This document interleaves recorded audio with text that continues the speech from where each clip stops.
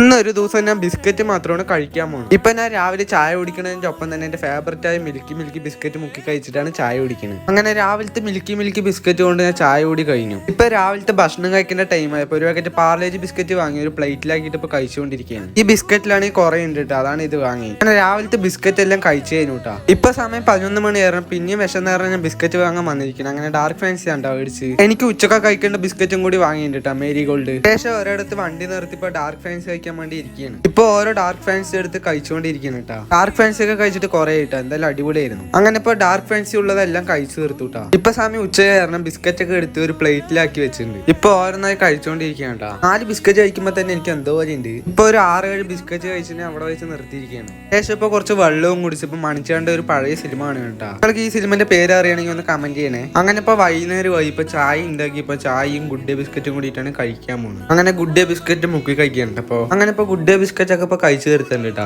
ഇപ്പൊ എല്ലാം കഴിഞ്ഞപ്പോ രാത്രി കഴിക്കുന്ന ടൈം ആയിട്ട് ഒരു ഓറിയോ വാങ്ങി ഓറിയോ കഴിച്ചുകൊണ്ടിരിക്കുകയാണ്. അങ്ങനെ രാവിലെ മുതൽ വൈകുന്നേരം വരെയുള്ള ബിസ്ക്കറ്റ് എല്ലാം കഴിച്ചു കഴിഞ്ഞു. എനിക്ക് ബിസ്ക്കറ്റിൽ മിൽക്കി ബിസ്ക്കറ്റ് ആണ് ഇഷ്ടം. നിങ്ങൾക്ക് ഏതാ പറഞ്ഞാൽ കമന്റ് ചെയ്യാൻ മറക്കല്ലേ. വീഡിയോ ഇഷ്ടപ്പെട്ട ലൈക്ക് അടിക്കുക, ഫോളോ ചെയ്യാൻ മറക്കല്ലേ.